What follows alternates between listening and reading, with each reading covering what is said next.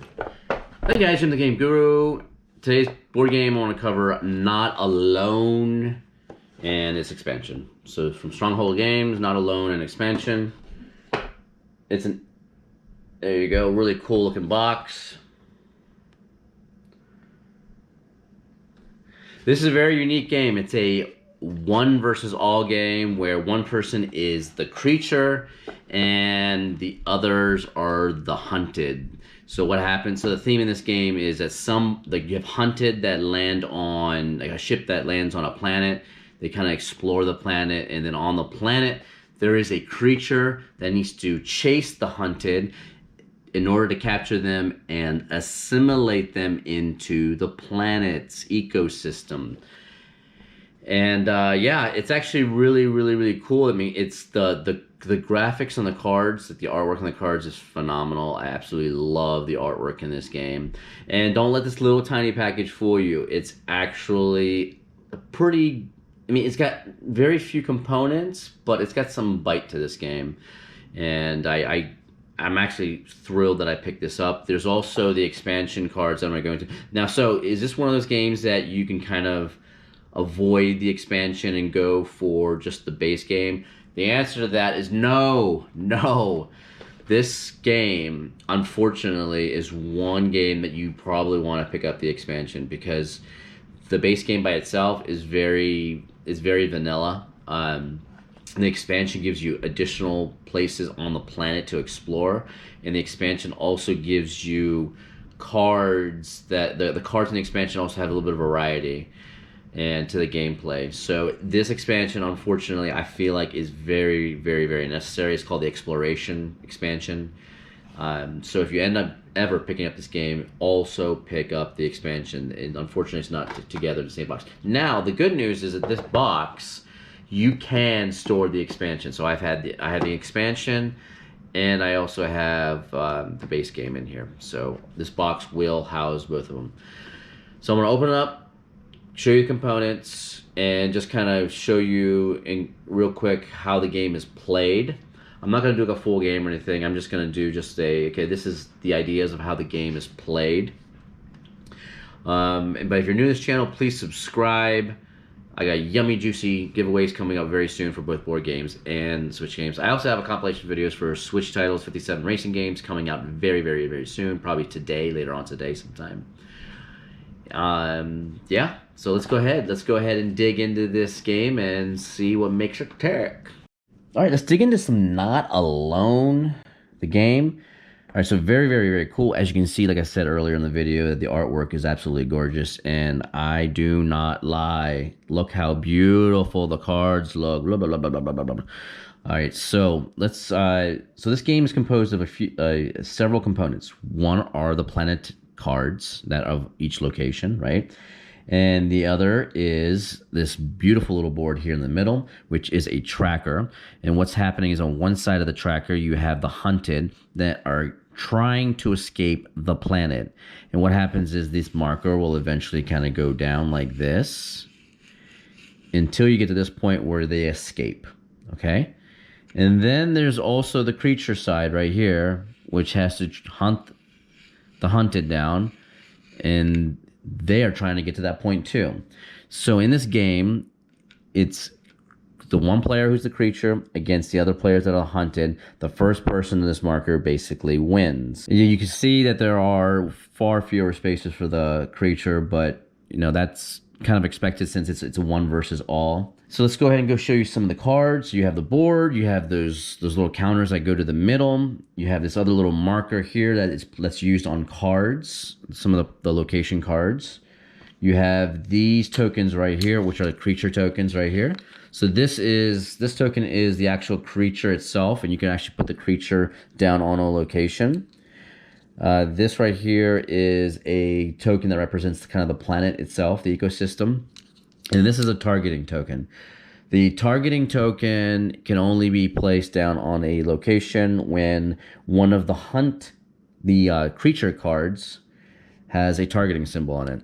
And as well as the planetary one can only be placed down when the creature uses a card that has this symbol on it, or when this tracker for the hunted reaches one of these spots that has the A symbol on it.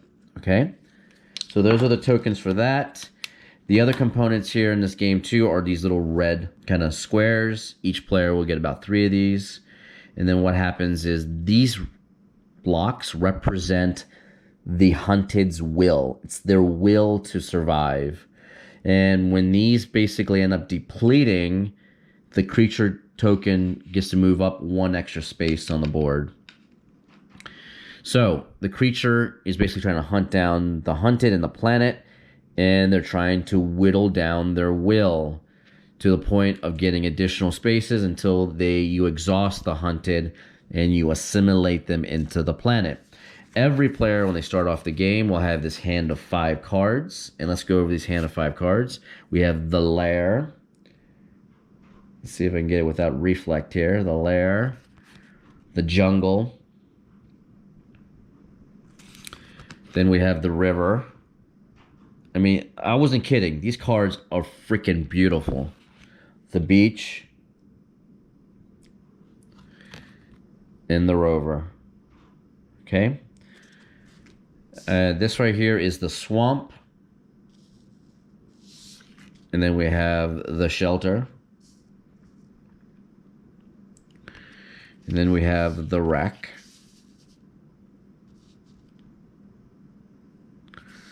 See what else we have. The Source, number 9. And then the Artifact. Now, players start off with 1 through 5 in their hand, and what's happening is the rest from 6 to 10 are up here, and this is what's called the reserve. Now, the 6 through 10 are the same 6 through 10 that's at the very bottom that I showed you. And eventually you can end up getting some of these reserve cards into your hand, but it depends on how you play your location cards. And the only way that you can actually add additional cards that I've seen in this game is by going to location number 5. Location number 5 allows you to grab a reserve card and that you don't already have as part of your little mini deck, because each player basically can have cards 1 through 10, but only 1 copy of each card. So every time you go to 5, you're going to pick a card that you don't already have. So your hands can actually increase based on going to this. So these are the cards in the base game. Now I'm going to show you some of the cards from the expansion as well, and then I'm going to tell you a little bit how the game is played. So you have the Nexus. This is from the expansion. So this gives you, like I said earlier, the expansion is necessary because it gives you greater variety. There's the Oasis, the Fjord, the Dome, the Labyrinth. This one's a really cool card because this one, when you play with this card, if you were to play with this card in the setup, this card will actually make the bottom row down here you wouldn't be able to see these cards. And then what happens is every time somebody goes to the Labyrinth, you reveal one of the cards down here, which I think is actually a pretty nice touch to the game. You have the Mangrove, the Archipelago, the Pole. This is a pretty powerful card. I think there's only 2 of them that came with this expansion, and they did that on purpose. And I think it's because this card is just OP'd. So they try to minimize the damage with that. The Fungi. And then the Portal being the last card in the expansion. So these are the cards you get from the expansion. If you don't get the expansion, you're limited to these places right here. That's why I said the expansion is necessary. Here are some of the hunted cards. So the creature cards. So these cards right here are the cards that the creature can use. He can play them 1 per turn. So you have like Prosecution, Temporal Rift, Intuition. Now all these cards will have like different abilities. For Quicksand, the hunted on the targeted place must discard all place cards but 2. So, and then this is got the targeting symbol. Like I said earlier, in order to play the targeting symbol on a planet, or sorry, on a location on the planet, the creature would need to play a card that has that symbol. And here's another one, the symbol with the the planetary symbol on it. So if I played Anguish, I'd be able to play this token. Hunted may not resist. Clone, another targeting one, phobia, etc. So all these little juicy cards that the creature can use once per turn. Now the hunted also have survival cards that they can use once per turn as well. And you can actually play them on different phases. So this game is composed of, I believe, 4 different phases. Yeah, 4 different phases. And each of these survival cards actually will tell you which phase you can use them on. And then they will give you special abilities. Like this one, during a resist action, take back 1 extra place card for each will counter forfeit. This one here on phase 3, avoid the effects of the target token. So if a creature puts down a target token, this will avoid it, which is pretty sick. Wrong track, move the creature token to an adjacent place. So yeah, so these hunted have abilities too using this survival cards. So each hunted will actually get one of these cards, as well as the creature will get one of the creature cards. And whenever you play a card during your turn, you're actually gonna get like one of those, either the survival or hunted. You're gonna get a refill of that of one of those card types for the next turn. All right, so these are all the components. This is the planet that we've made up right here. So how do you play the game? So what happens is there's 4 phases in this game. There's exploration, hunting, reckoning, and end of turn. And at the very beginning of a turn, what happens is what the hunted will all pull out a location that they want, because these locations in here are matching the locations down here on the planet. So they will, in secret, they'll be like, okay, you know what? I'm going to pull a place that I want to visit. So they pull it out in secret, all of the hunted, they put it down, right? They put the card down to where they want to go. So in phase 1, when before they actually play the card, the hunted could also they also have 2 options. They can do a resist or a give up. So whenever you're getting in a bad situation where you've played a lot of your place cards, you can you can actually have abilities that you can give up some of your will tokens like these in order to get some of your cards back. Because once you play a card, you cannot get it back unless you use some kind of ability to get them back. So either you're going to do a resist or you're going to do a give up. If you do a give up, then the creature assimilation goes up by 1, and you'll end up getting your discarded cards back into your hand. The hunted all put their card down on a place they want to go. They don't reveal it, and then eventually what happens is you go to phase 2, which is the hunting. And on phase 2 in the hunting, the creature then goes, okay, you know what? I'm gonna put down some of these tokens based on where I think the hunted will go. When you initially start the game, unless the creature is also playing a hunt card, or a creature card, unless they're playing a creature card that actually has a target symbol on it, when you first start the game, the only token you can actually really put down is the creature token of where you're going to go. So you know that every single hunted has 1 through 5 in their hand to start off the game. So you can actually pick a place that you want to go. I mean, I would probably feel like a lot of the hunted would probably go to number 5, the first get-go, or maybe they go to the beach or something. I don't know. Because some of these cards are taking back your place cards. But why would you take back your place card if it's the first card you played and you have nothing in your discard pile? So I could probably go to, like, I don't know, to the beach, right, or the river. And maybe if I played a creature card that had targeting thing, I would probably just target the rover as well, okay? And then after phase 2, which the creature puts down his cards, you come down to phase 3, which is the reckoning. In the reckoning, people reveal their cards. Now, if a card gets revealed of a place that the hunted are exploring, and there's a token on those places, then what happens is the ability of that place, because the only way to use the ability that's actually on the card is to explore that place. So when the hunted put down their card to explore that place, if the creature does not have one of his tokens on that area, then they can use the ability of that place. Now, unfortunately, if one of the tokens are on there, then they cannot use the ability, and there could be certain side effects that happen. Like so, in this particular case, on 3, the creature token will actually increase the assimilation by 1 because the creature was there, they went there, and boom, the assimilation goes by 1. So the creature already has a head start here on this. Then you get to, after you apply all the different effects, then you get to phase 4, which is end of turn. And what happens is the cards that were played stay down as a discard, so they're discarded. Then you take back all the hunted tokens, and then you draw hunt cards up to 3 in hand for the creature, and then you move the rescue token if then, okay? So as you go, this is a constant battle to get into the middle.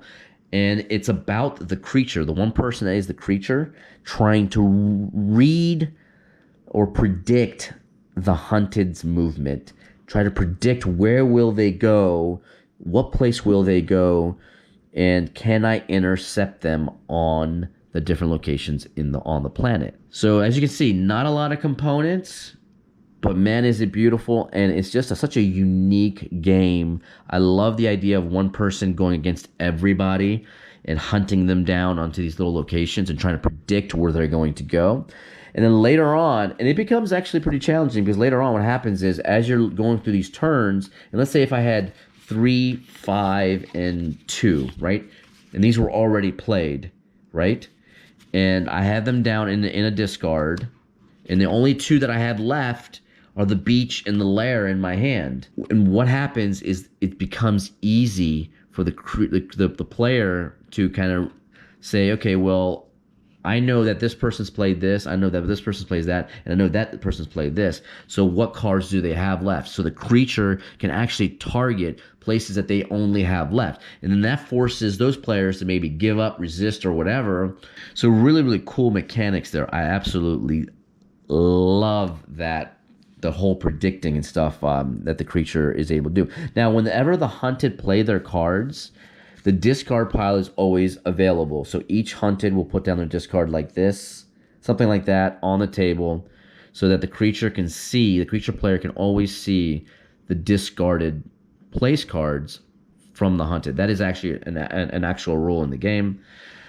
That way, that person can evaluate on where they want to go as far as hunting people down. And the thing that's really cool about this game too, in the manual, is that they also have a rule in there that says if there's any discrepancy of effects on which order they occur on the board when people are going there,